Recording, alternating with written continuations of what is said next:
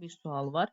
İlk öncə qrafikə baxırıq. Bu nəyin qrafikidir? Sürət və zaman qrafikidir. Sürət zaman qrafikində yolu necə tapırdıq? Fiqurun sahəsi ilə. İndi verilən birinci məlumatda deyir ki, birinci saniyədə 2 metr yol gedir. Baxın, birinci saniyədəki fiqurun sahəsi nə qədər olur? Baxın, 0,5 dama, yəni bütöv bir damanın tən yarısı.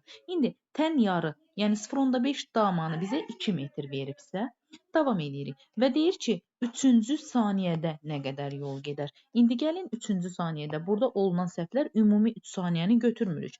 3-cü saniyədə deyirsə, yəni bax bu intervalı deyir 2 ilə 3-ün arasında. İndi baxırıq bu neçə damadır? 1, 2, burada yarısı.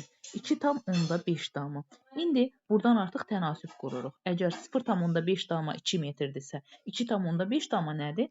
2,5-i də vururuq 2-yə, bölürük 0,5-ə. Buradan da 5 vur 2-dən cavab eləyir 10.